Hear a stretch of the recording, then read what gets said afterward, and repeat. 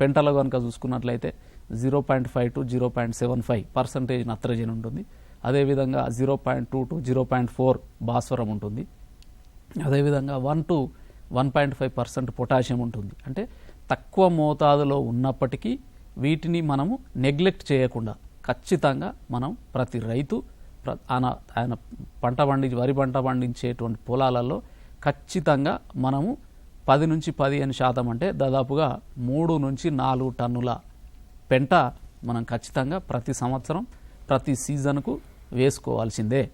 వీటితో పాటుగా పచ్చిరొట్ట ఎరువులైనటువంటి జనుము, జీలుగా, పెళ్లిపిసర్లు, పెసర్లు, అంటే లెగ్యుమినేసి జాతికి సంబంధించినటువంటి అన్ని పంటలను మనము వరికి ముందు సాగు చేసుకొని వాటిని 40 నుంచి 45 రోజులు అంటే మనకు 50% ఫ్లవరింగ్ పూతకొచ్చినప్పుడు మనం కనుక నేల లోపల కలియ దున్నినట్లయితే దాదాపుగా పచ్చిరొట్ట అనేటువంటిది 3 నుంచి 4 టన్నుల పచ్చిరొట్ట మనకు నేలకు యాడ్ కావడం జరుగుతుంది.